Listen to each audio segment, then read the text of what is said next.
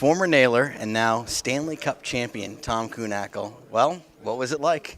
I still can't describe it. I mean, obviously it was an incredible feeling.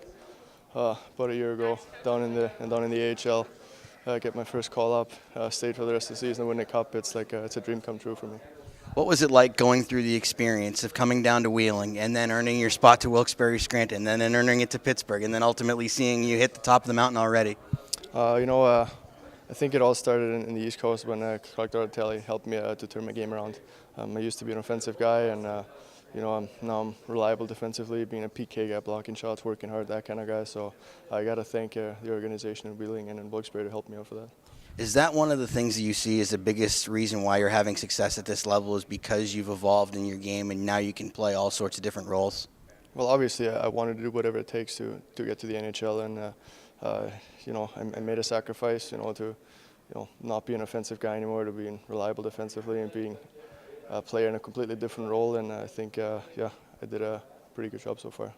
Didn't get a chance to talk to you much last season, but your emotions from playing your first NHL game, nervous jitters, first NHL playoff game, goal. I mean, there were so many exciting moments that happened last year. Yeah, I mean, like you said, my first game, the first playoff game, first goal, all those kind of things are just I can't describe them. I mean, I always wanted to play a game in the National Hockey League, and then, it's just a Cinderella story at the end. Which one was the most nerve-wracking? I think it was Game 6 in the finals in San Jose. I mean, you're so close, and after Horny scored that empty netter, it's just, like I said, I can't describe it. What happened after that? Getting a chance to take the Stanley Cup back home, family, friends, what was that like? It was awesome. I mean, it was the first time the Cup has been to Germany, so obviously that was pretty special. Had a lot of fans coming out. I was downtown for a little bit. Had about 4,000 or 5,000 people there that came and wanted pictures and autographs. So that was a very special day for me.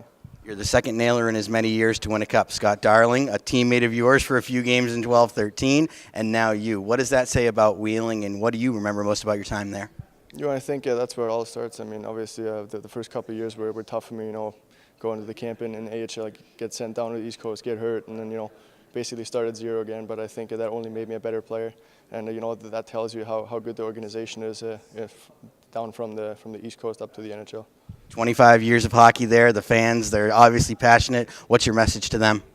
To the Wheeling Nailers fans? Yes. I mean, I'm pretty sure they're going to have another exciting team this year. Obviously, they had a really, really great run last year. Unfortunately, it didn't end with a happy end. But hopefully, with the team they have this year, they're going to go all the way again. Tom, I appreciate a few minutes of your time. Congratulations again, and continued success up here. Thank you.